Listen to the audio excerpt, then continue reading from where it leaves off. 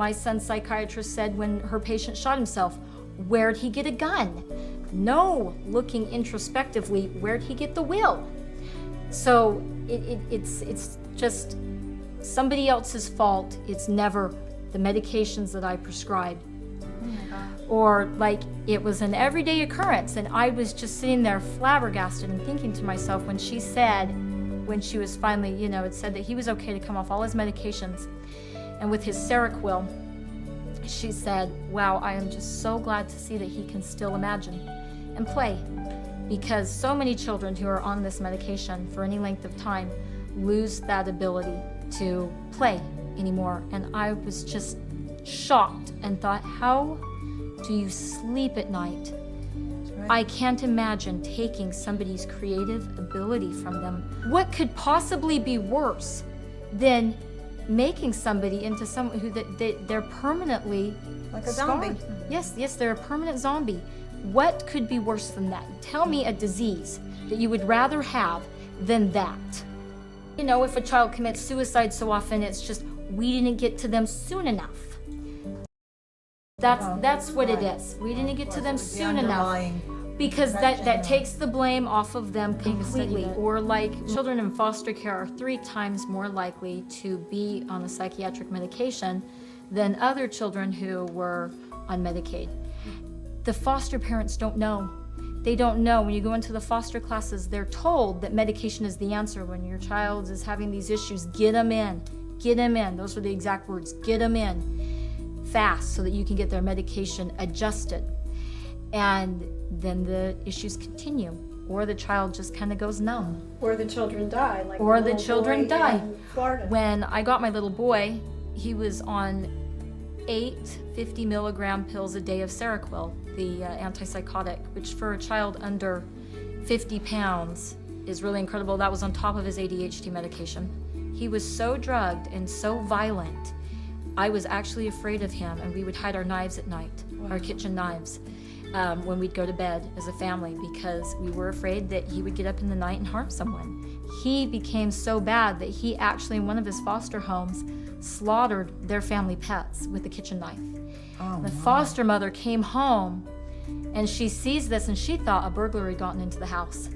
She was just distraught. Oh my gosh, who could have done this? It never even crossed her mind that the preschooler did it. And she figured it out, that it was him. He had gotten so violent on these medications that he had killed her little family pets.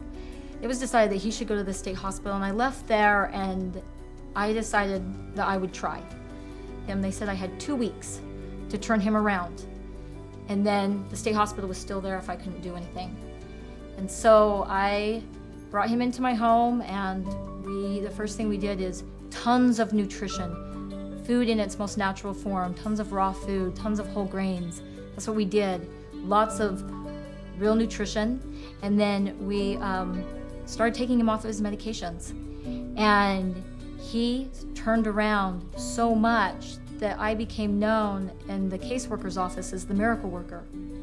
He just made such a turnaround, and today he's just incredible. He skipped a grade, and he's still tops out, nationally, tests out so high in even the grade that he's in. Plays a couple instruments. He's fabulous at school. This is an exceptional child. He's not showing violence toward his Oh, sister no. or your family pets? Oh, no. He's very sweet with all of our pets. We have 5 dogs, 3 cats, and he's wonderful. And it's just incredible to me how many children out there are in his exact shoes and will never There aren't enough people like you to care. And the doctor can just blame it on trauma. I was truly horrified at the extent of psychiatric drugging that is forced on children who don't even have a parent to protect them.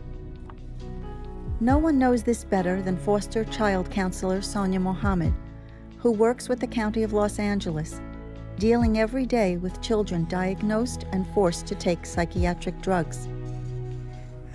My personal experience has been that these drugs are very, very dangerous. We don't see any evidence of them doing or accomplishing the things that the parents are being told that they're supposed to accomplish. And unfortunately, there are many stories like yours, which is so unfortunate. My heart is with you and your family that you had to experience this, because no one is really listening to any type of alternative conversation regarding this. It seems that foster children are much more likely to be medicated than, say, other children. Why is that? Several reasons. The main reason being is we don't have time to deal with you. That's my take on it. So what we'll do is shut you up and we'll shut you down. That's basically it. Most of the kids that are placed by the Department of Children and Family Services, they're there because they were removed from their homes because of abuse, whether it be emotional abuse, physical abuse, sexual abuse, a combination thereof. It doesn't seem to occur to the system that this kid is scared. This kid, if they are a victim already of abuse or of some form, that they already are traumatized. And so many of the kids are immediately, in some cases, referred to the local psychologist and diagnosed with something. And then as a consequence, then the drugs are recommended. What I have mentioned to some people before is that I have been in homes where I saw the kids' files piled up in a worker's arms, the files taken to the local psychiatrist.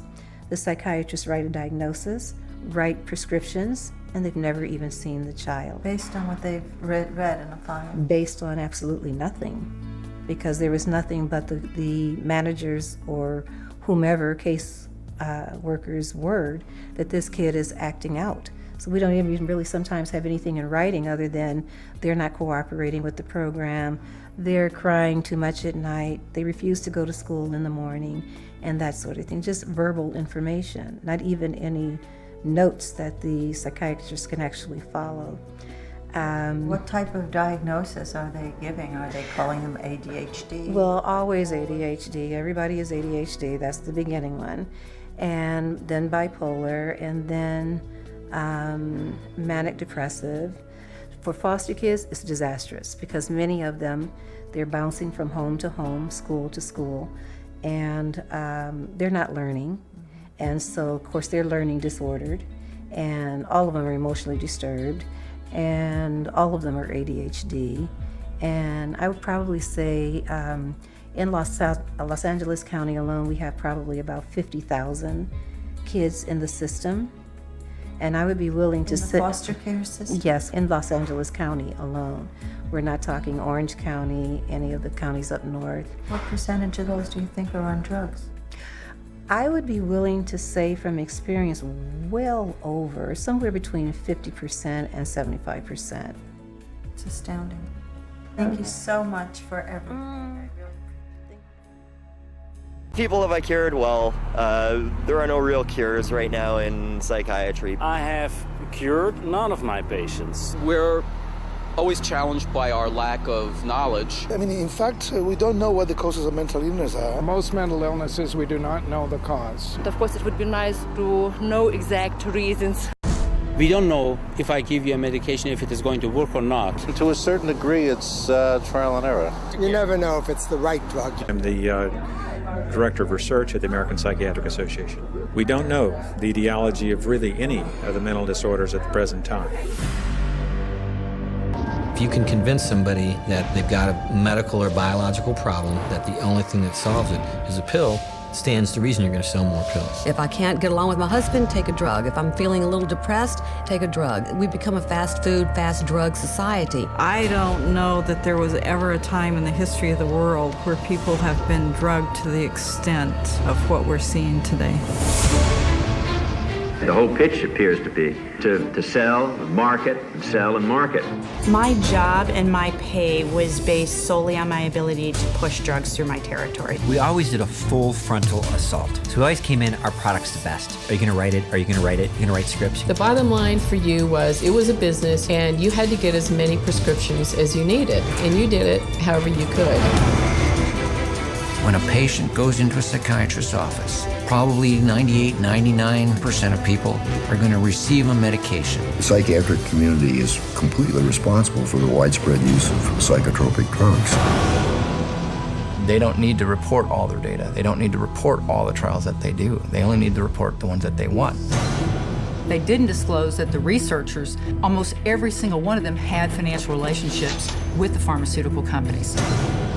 Essentially, the study did not really show Paxil was effective in treating adolescent depression, which is not something we want to publicize.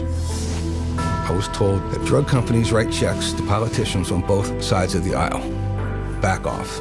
You will not expand this investigation into the drug companies. The psych meds didn't help me at all. They made matters, I'd say, probably like 10 times worse for me. Didn't want to live. I didn't have the desire to live. I began to experience suicidal thoughts. This is really the first time I'm saying something about it.